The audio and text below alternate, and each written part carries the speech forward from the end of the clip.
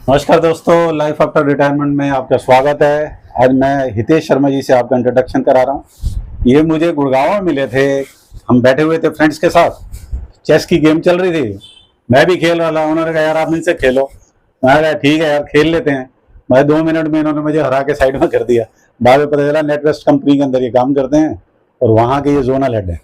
तो वहाँ पर मेरा इंट्रोडक्शन हुआ तो बताया गया कि ऐसे ऐसे ये इस तरह की स्टोरीज बनाते हैं। तो इन्होंने कहा कि सर मेरे पास भी 2-3 स्टोरीज हैं सच्ची घटनाएं हैं, आप मेरे पास आओ, मिलेंगे। आज मैं इनके पास ही आया पड़ा हूँ, इनके घर पर, और रानी बाग में आया पड़ा हूँ। तो आप अपना किस्सा सुनाओ सर। मैं बिल्कुल बेचैन हूँ इस टाइम सुनने के लिए। बिल्कुल बिल्कुल विक्रम जी। जी। एक बार ऐसा है कि हम 2011 की बात है। अच्छा। हम सब मित्रगण अपने सारे हमने प्लान किया कि हम केदारनाथ चलते हैं। अच्छा जी। काफी सुना था। जी जी। मतलब त्रासदी से पहले की बात है, 13 में त्रासदी हुई थी, तो 2011 की बात है ये। ओके, अच्छा ठीक। तो अब प्लान बन गया, चले गए। पता तो कुछ था ही नहीं। जी जी। पूछते पूछते चले जाएंगे, टैक्सी करके या बस से, जैसे भी हिसाब बनेगा। हम चार दोस्त थे। अच्छा। तो अब किसी तरीके से वहां पहुंचे जी जी। गौरी कुंड पे। अच्छा। और रात को बहुत ठंड थी वहाँ। अच्छा। और हमने वहाँ पे स्टे किया। जी। और रात को हमने थोड़ा पता किया कि दर्शन का हिसाब किस तरीके से है, कैसे दर्शन हो सकते हैं। हाँ हाँ हाँ। और हम अंदर जो गर्भगृह है उसमें कैसे जा सकते हैं। अच्छा। उसका क्या हिसाब किताब है। अच्छा। क्योंकि लोग कह रहे थे कि काफी लंबी लाइन होती है वहाँ पे और आपको लाइन में लगना पड़ता है। अच्छा। और फिर बाहर से आपको दर्शन कराते हैं और आप चले जाते हैं। अच्छा। जो हमने सुना था। हाँ हाँ। तो हमने उनसे पूछा भी कि क्या कुछ हिसाब किताब बन सकता है कि हम अंदर चले जाएं। अच्छा। और जब इतनी दूर आए हैं तो भोले बाबा को थोड़ा जल, दही, दूध, घी अर्पित करें। अच्छा। अगर ऐसा कुछ हिसाब बन सके तो। हाँ हाँ। तो हमने काफी कोशिश करी उस समय। अच्छा जी। कि लोगों से ऐसी इंफॉर्मेशन कुछ निकाली जाए। और उसमें ये समझ पाए कि इसका क्या और तरीका, अल्टरनेटिव रूट निकल सकता है। हाँ जी हाँ जी। तो सबने कहा कि अगर आप ऐसा करते हैं तो आपको कुछ दक्षिणा देनी पड़ेगी, जो कि कुछ 10-11 हजार के हिसाब से जी आपको जो पंडित हैं वो कुछ अंदर लेके जाएंगे। अच्छा। अब 11,000 या 21,000 जैसा अमाउंट तो हमारे लिए मुश्किल था। और हम उतना, और हम में से शायद एक ही जना उस समय नौकरी कर रहा था। अच्छा। मैं तो नहीं कर रहा था उस समय। मैं MBA कर रहा था। तो ओके। तो अब इतना तो हम अफोर्ड नहीं कर सकते थे। हाँ हाँ हाँ। भाई 2-4 हजार होता तो हिम्मत करते भी। लेकिन 11,000, 15,000 की जो एक राशि रहती है। हाँ जी हाँ जी। हमने जो कुछ लोगों से पता किया, सबने लगभग यही जवाब दिया था कि आपको ऐसा करना पड़ेगा। और कोई अरेंजमेंट नहीं है। हाँ जी हाँ जी। तो मैंने कहा ठीक है। फिर अगले दिन हम उसी दिन रात को जी, मतलब जब अगले दिन हम चले गए, केदारनाथ पहुंचे। हाँ। ट्रैक करके वहां पे। हाँ जी। तो पहली रात तो हमने वहां दर्शन किए रात्रि के समय। अच्छा। बहुत ठंड थी, बहुत ठंड थी, नंगे पांव खड़े हुए थे। अच्छा। और हालत खराब हो गई थी हमारी। अच्छा। और लाइन में लगे रहे हम। और फिर बाहर से उन्होंने दर्शन कराए। अच्छा। चलो चलो चलो, जैसे वैष्णो देवी में होता है, दर्शन करे आप चलो। दूर से बाहर से दर्शन किए, घर पे आके अंदर सेटिस्फैक्शन तो मिलती ही नहीं है। लेकिन मैंने मन ही मन महादेव से बात कही। अच्छा। कि इतनी दूर से मैं आया, बरसों का इंतजार किया कि हम बड़े हों, केदारनाथ जाएं। हाँ हाँ हाँ। और सिर्फ 1 मिनट के दर्शन, 1 मिनट भी नहीं है, वो तो शायद 20 सेकंड है। अच्छा। और आगे कर दिया। और इतनी देर में ठंड में नंगे पांव खड़ा रहा। और आपको तो पता है ठंड कितनी रहती है।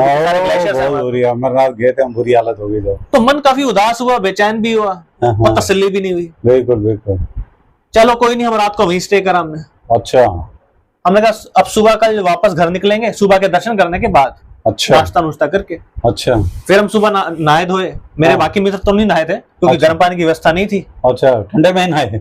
वो तो नहाई नहीं तीनों। तो हम तो हाथ मुंह धो के दर्शन कर लेंगे बाबा के, हमारे बस की तो नहीं है नहाना। अरे वाह। लेकिन मैंने तो ठंडा पानी था, बर्फ की तरह मैंने पलट दिया अपने ऊपर। अरे वाह, तो नहा के ही जाएंगे। क्या बात है, बहुत बढ़िया। थोड़ी परीक्षा तो भोलेनाथ भी लेंगे ना। हाँ, ये बात है। हालांकि वो चाहते नहीं कि हम नहाए, ऐसा कोई जरूरी नहीं है, लेकिन वो तो भाव देखते हैं। ठीक है। वो मेरे लिए इतना कष्ट ले रहा है, वो तो ये भाव देखते हैं। ठीक बात। तो अब जब वो हो गया तो हम गए। हमने देखा कि दर्शन की लाइन फिर लंबी है। अब इतनी लंबी लाइन में तो पहले खड़े हो जाके। अब खड़े होने के बाद भी दर्शन में आपको 2 घंटे बाद, 2.5 घंटे बाद लाइन में नंबर आएगा। फिर आप जाके बाहर से दर्शन करोगे। तो मन फिर बड़ा उदास हुआ। मैंने कहा छोड़ो यार, लाइन में लगना ही नहीं है। दोस्त कहते चलो घर यार, रात को दर्शन कर तो लिए, अब इतनी लंबी लाइन में कौन लगेगा। नाश्ता करो, फोटो खींचो 2-4 और चल पड़ो। अच्छा। मैंने कहा ठीक है चलो फिर। अच्छा। नाश्ता किया। अच्छा। तो जो पहले केदारनाथ था, त्रात से पहले वाला, आपने उसमें देखा होगा कि पीछे आगे गेट था एक और। अच्छा। जो मेन गेट अभी है, और एक फ्रंट पे एक गेट और था आगे।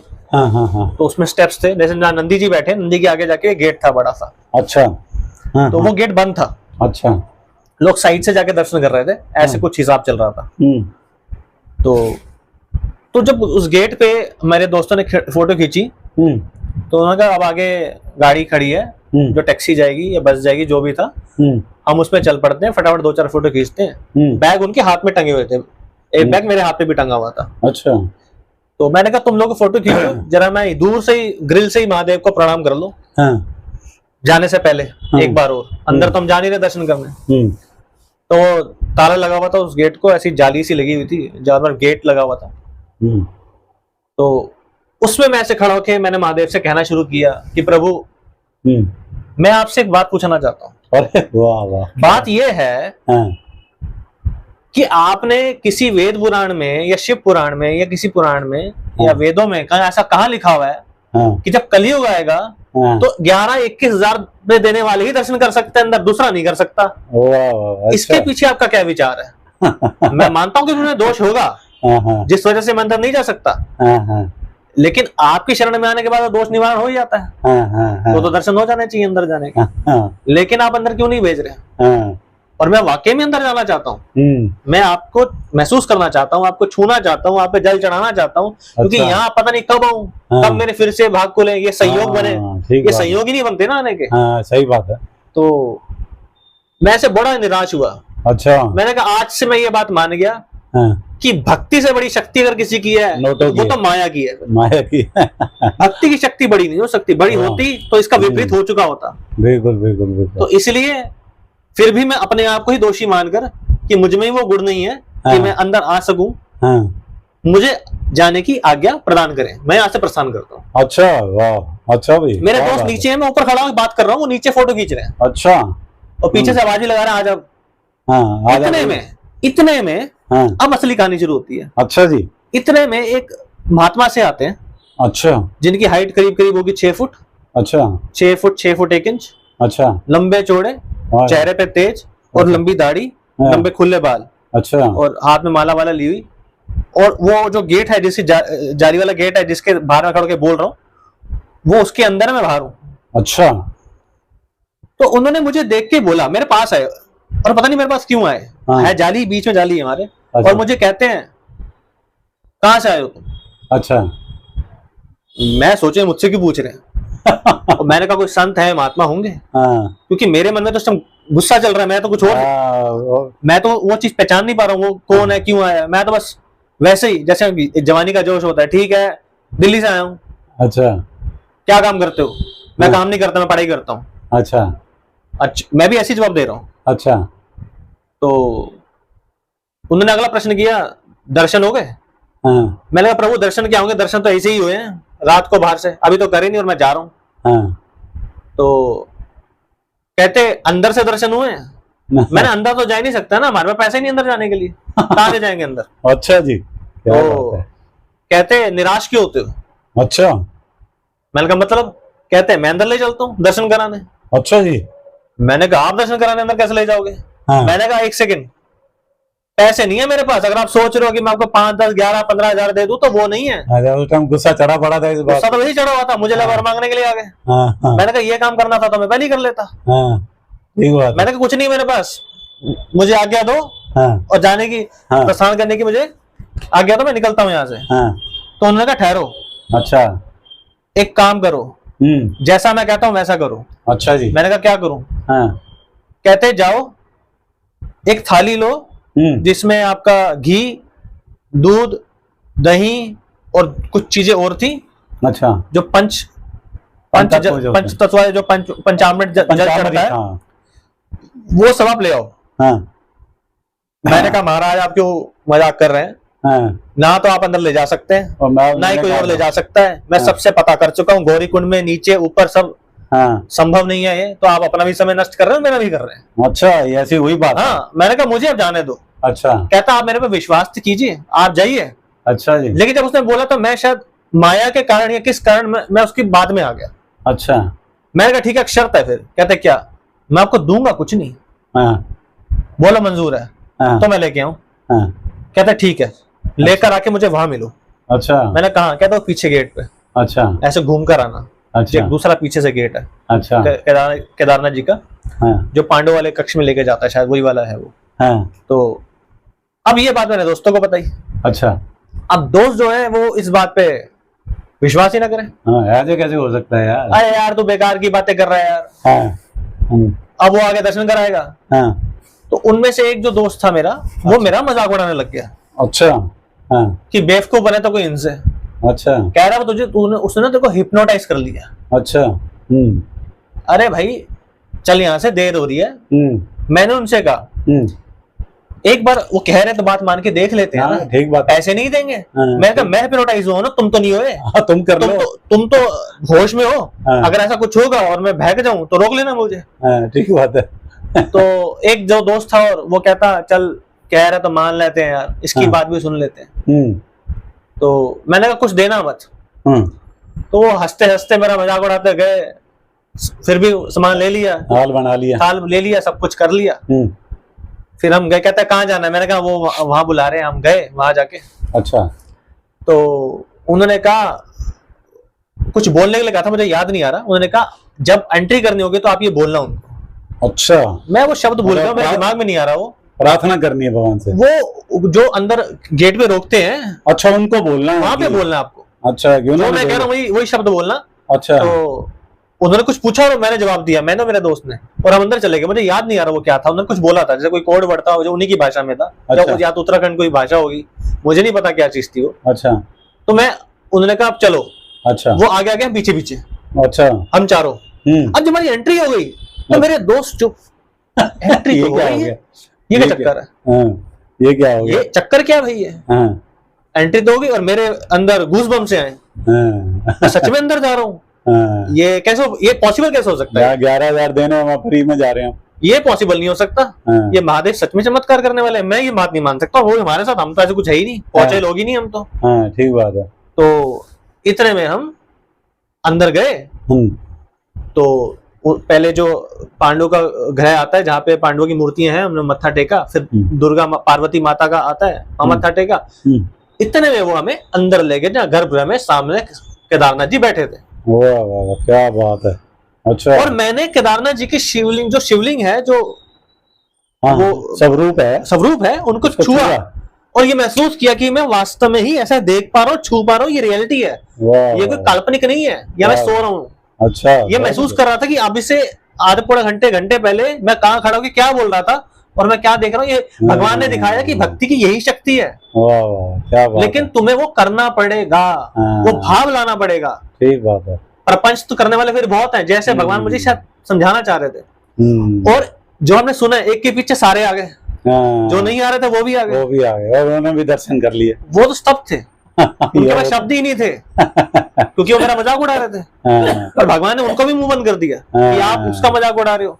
कि कहते हैं ना कि भगवान से जो जुड़ा हो जाए, ऐसा भाव रखे, तो उसका मजाक ना ही उड़ाओ तो बेहतर है। तो ऐसे में जब उसके बाद उन्होंने वो जो हमने पंचामृत बना के जल चढ़ाया और वहां पूजा करी बकायदा, और प्रॉपर तरीके से हर चीज करी। सब चीज करने के बाद जब हम वापस एग्जिट पे आए, तो उन्हीं महात्मा जी ने मुझसे कहा, अब तो तुम खुश हो? अच्छा। ऐसे दो हाथ ऐसे करके, अब तो तुम खुश हो? अच्छा।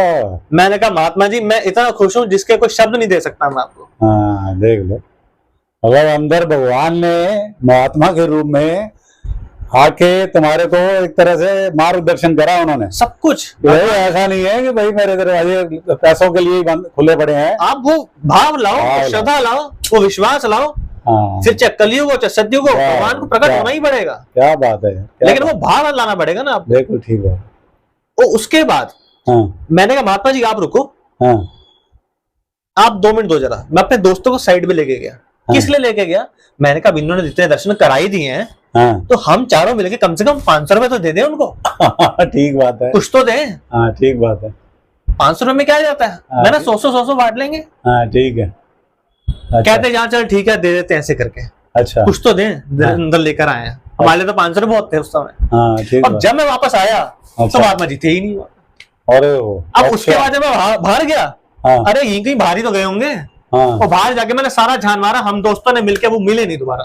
अरे वाह, क्या बात है, ये तो बिल्कुल। अब आप क्या समझोगे कि वो कौन थे, और हम इतना पछताए उसके बाद। अरे कि उनके चरणों को एक बार छू तो लेते तरीके से। देख लो भाई, उनके चरणों की माथे में लगा तो लेते। हो गया पुरानी कहावत है, भगवान किस रूप में आ जाए पता थोड़ा चलता है। कुछ नहीं पता आपको। ये तो भाई देखो, आपका मन अच्छा था, हृदय साफ था, और जो प्रार्थना करी उस टाइम, वो पुकार वहां तक गई, अंदर तक। हैरान मैं ये हो रहा था कि लोग लाइनों में लगे हैं बाहर, और यहाँ देखो, और हम यूं जाके वो भी आए। और ये थोड़ा तुम चला के बोल रहे थे वहां पर कि यार मेरे साथ ऐसा हुआ है, ऐसा हुआ। मन के भाव हो रहे थे ना, बिल्कुल वो भाव वहां पर उन्होंने पहचान लिए। क्योंकि कहा जाता है कि केदारनाथ जितने भी ज्योतिर्लिंग है, चाहे वो केदारनाथ भी विशेष तौर पे, वहां पे भगवान साक्षात विराजमान है। वहां की किस चीज में कहाँ भगवान है आपको कुछ पता नहीं है, चाहे बद्रीनाथ चले जाओ। सही बात है। ये सारे चमत्कार मिलेंगे वहां, किस पर्वत में, किस वृक्ष पे, किस फल में, किस जगह पे कौन कहाँ बैठा है। अगर आप इस भाव से वहां जाओगे तो आपको निश्चित ही चमत्कार मिलेंगे, और भगवान अपने महसूस, अपने दर्शन या अपने होने का अनुभव आपको वास्तविक तौर पे करवा के देगा। ये मैं चुनौती के साथ कह सकता हूँ, क्योंकि मैंने ये अनुभव बद्रीनाथ में भी किए हुए हैं ऐसे। अच्छा। गंगोत्री पे भी किए हुए हैं, और यमुनोत्री पे भी किए हैं। हाँ जी, हाँ जी, हाँ जी, हर जगह किए हैं अनुभव। ये अनुभव आएंगे तब, शर्त ये है कि आप में जो भाव है उसमें आपने भगवान को टेस्ट नहीं करना। सही बात। जहां आपके अंदर ये भाव आ जाए कि मैं भगवान की परीक्षा लूं, तो भगवान कहेंगे वत्स बात ऐसी है, मैं ब्रह्मांडों का संचालन कर रहा हूं, तो आप अगर मेरी परीक्षा ले रहे हो तो फिर आप नरक में जाओ, जहां मर जाओ, मुझे फर्क नहीं पड़ता। बिल्कुल ठीक बात है। I absolutely don't care for you. बिल्कुल ठीक बात है। आप हो कौन मेरे लिए? बिल्कुल ठीक बात। लेकिन अब निष्काम तौर पे अगर इस भाव से जाते हो तो कदाचित आप मेरे दर्शन या अनुभव निश्चित तौर पे कर सकते हो। ये बात पक्की है। शर्मा जी बहुत मजा आया। हितेश जी बहुत मजा आया यार आपके ये अनुभव सुन के, तो ये तो कमाल हो गया। मैं तो सोचा भी ना था, मैं क्या कोई भूत प्रेत की बात बताने जा रहे हो आप। पर आपने तो भगवान के दर्शन करा दिया। नहीं, भोलेनाथ भी प्रेतों के ईश्वर ही है। ये बात तो है, भूतनाथ ही है वो तो महाप्रेत है वो तो। भाई जिनके नीचे सारे प्रेत रहते हैं उनसे बड़ा कौन है। नहीं, अब क्या पता जो आए थे वो प्रेत के रूप में कोई आ गया हो, क्या पता। जय भोलेनाथ, हर हर महादेव। इनसे हितेश जी से हम अपेक्षा करेंगे कि एक और वीडियो सुनाएं। 5 मिनट के लिए हम ब्रेक लेते हैं, अगली वीडियो आपको इनके साथ एक और लेके आए। जी बिल्कुल, धन्यवाद, थैंक यू। सब्सक्राइब करना मत भूलिए। ईश्वर जय भोलेनाथ की। जय भोलेनाथ।